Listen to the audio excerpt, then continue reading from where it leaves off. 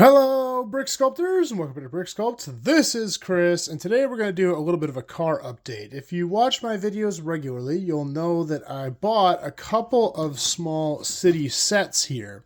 And the video was basically on buying things to modify them to get inspiration if you're not very good at building things. And one thing I always struggle with is Lego vehicles. I'm getting better at it, but it doesn't come natural to me.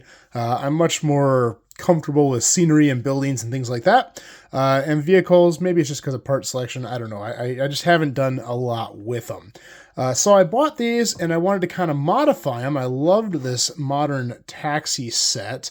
The one thing I didn't love about it is it looks a little bit too much like a race car. I mean, most taxis are kind of old and dirty and beat up, and they're more utilitarian than a race car. Now, I get that these are for kids, so I understand why they're sporty and cool, but obviously I'm trying to make a realistic city here, so I wanted to modify that. Then I also picked up this vehicle here, which looks kind of like a Corvette or maybe some sort of sporty supercar. I don't know. It's got this two-tone thing going on, but I thought it'd be a good base to start for a vehicle because I am lacking kind of sedans in my city. I've got a lot of trucks and a lot of bigger vehicles, which makes sense because my city is kind of North Woods themed, but I thought having a sedan or two would be a good idea. Let me show you where we got here. So this is our original taxi, and this is what I did. I converted it into a minivan, which I thought would be really cool. You know, a lot of taxis now are more utility driven. They're either SUVs or minivans. And this, I don't know, I guess you'd call it a van. It's got kind of that curved back on it there, a little bit higher roof line, kept the same driver, used most of the same parts. I did change up the front quite a bit and the back here. But, you know, I kept the fenders, the taxi signs, the sign on top, and I think it came out really nice. I even was able to keep some of the interior. You know, we have kind of that map in the back and the separating grate there, whatever you want to call it, which is pretty accurate for a lot of taxis you see. But I think that this is going to look a lot better in the city this way than the original build. As for the car, I did a little bit more of a transformation. I wanted to go away from a sports car because you don't see a lot of sports cars in the North Woods. So I decided to do this with it. I'm still working on this design a little bit. I always struggle with how wide to make vehicles. 6 wide looks really good, but then it's the same width as a truck or an SUV. And then I always don't like that 6 wide windshields just kind of go straight to the edge of the car, so it looks a little bigger. One other thing I don't love is these pieces here, though they're one of my favorite vehicle pieces for roofs and hoods. When you need to extend them, it's always awkward. You can see it's just a weird transition there because they don't make a piece with this profile going back, 1 or 2 studs. You can do 2 of these next to each other. Even on the taxi, I had to do that a little bit here. I put some slopes in the middle because they just don't have anything with the right profile for that. But this was kind of the best I came up with there. I've got that sloped back on the car, put a couple of seats in there. And I didn't want anything fancy here. I just wanted kind of a regular passenger sedan.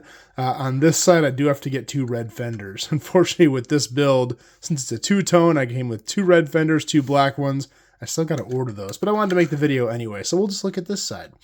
But I think that turned out pretty cool. Still needs a little bit of work. Might change the grille on that as well. But that is the family sedan I came up with. I do want to make a station wagon. I think a station wagon in sand green will be perfect for a North Woods build. Put like a bunch of luggage on top, maybe even some wood paneling on the sides. That's something I'm planning. Unfortunately, sand green is a hard color to build with, especially things like vehicles, because there's just not a huge part selection out there for sand green. Now, I have had people asking about this pickup truck. This is one of my own designs, and this has been in my city update, and I've shown it a couple times, and people were curious how it's built.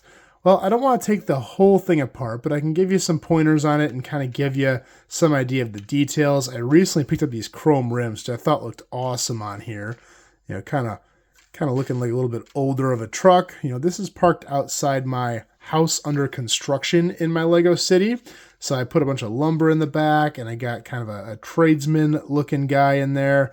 So I think it came out really nice in that regard. It fits in really nice in the city there.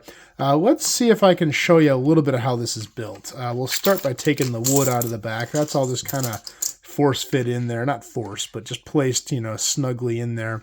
This gate is kind of one of these older hinged pieces. I don't think they make these anymore. Unfortunately, pretty much everything is changed to either mixels or kind of the ratcheting kind of hinges. But I really like these old finger joints, and you know, it's just hard to get that much detail out of a ratcheting tailgate. And then of course we had to work our fenders in. I'll just dissect this a little bit so we can kind of see what's going on here as we work our way down into the vehicle. So we'll take the cab off,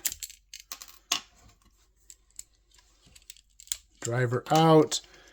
These curved slopes looked really good in the back of the bed over the wheels. That's something you see in most pickup trucks, how you kind of, the wheel wells go up into the bed and kind of take up some space. I loved how that turned out. And you will see some weird stuff in here. This white layer is actually snotted in there. It's not in the typical grid here, which I'm sure looks a little confusing from the camera angle, but let's see if I can pull this off and show you what I mean. This was challenging. I spent a lot of time figuring this one out.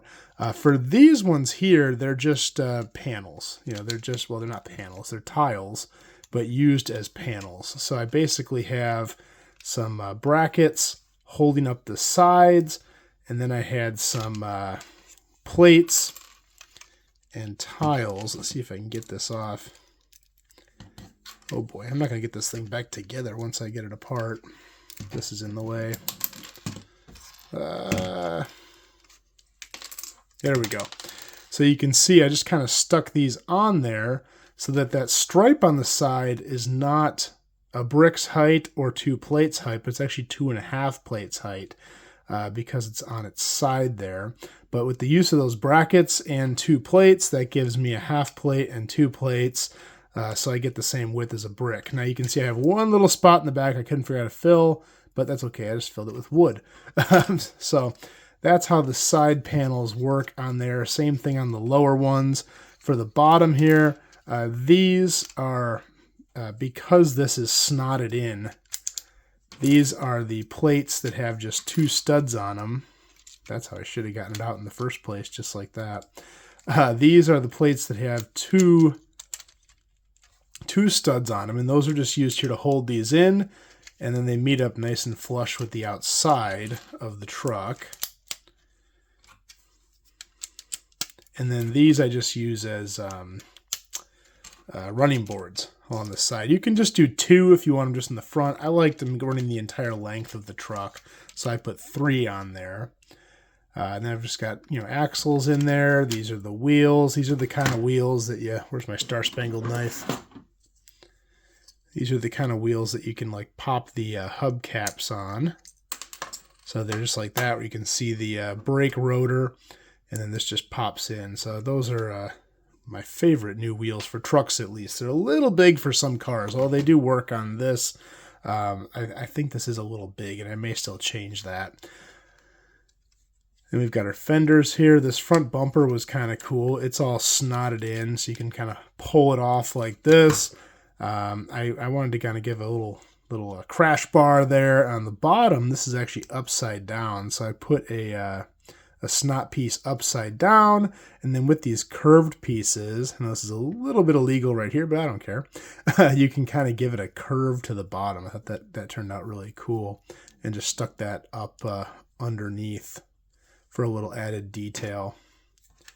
If I take the hood off here, I'm just crumbling this whole thing. But hopefully this is what you were looking for. There you can see the snot piece there, and then this just sticks on the front, just like that. I know I do these videos, I get a lot of people that, you know, instantly say, post instructions, you know, and it's not that I don't want to share these. I'm not like trying to make money on this or anything. I do post instructions occasionally on Rebrickable, but I do them all for free. I just really don't like doing studio builds. I know some people love doing studio stuff, and to me, it's just like work. I like building. I like creating. This is the part of Lego that I enjoy. Pretty much everything. Actually, I shouldn't say pretty much. Everything I build is in person before it's planned out in studio. So anything you do ever see me do in studio, I built it in real life first. I've done one build where I actually planned it on the studio first, and it was the docks for my old city, and it was simply because I just downloaded Studio for the first time and wanted to try it. Then after doing it, I was like, yeah, this is a waste of my time. I just want to build it. I don't want to plan it. I want to let the creative juices flow and see what comes out the other end, you know?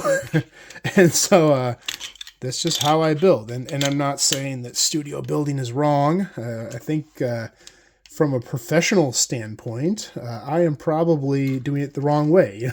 In a work setting, planning before building and doing is definitely good. But I'm impatient, and I just like to build. I like to get in and get my hands dirty. And, you know, the cool thing about Lego, unlike a lot of other building materials, is you can mess up as many times as you want, over and over and over again. And you can always just stick it back together differently. Nothing ever breaks. You know, nothing ever changes. You can just, you know, feel free to make mistakes and try it again, you know.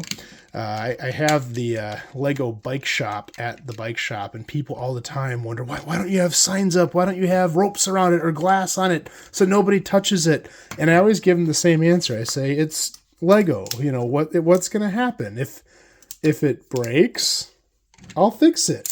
You know, I'm okay with that. It's not going to hurt anything. They are, at the end of the day, they're toys. They're plastic, and they're made to be messed with. And luckily, I have enough know-how to put them back to how they're supposed to be if they are to come apart. And in fact, it'll give me something to do. So it doesn't really concern me too much. Gotta figure out how this wood was in here. I totally forgot. Let's see here. Maybe something like this. I should have paid closer attention to how I took this stuff out. I'll mess around with it, get it back to how it looks good. But anyway, you get the idea. There's our truck all back together. I hope you guys enjoyed that tutorial, as sloppy as it was. If you have any questions, please feel free to leave them below in the comments. I'll do my best to answer them. If you like this video, please like and subscribe. I'm going to do more just like this in the future. That's all I have for this time, and we will see you next time.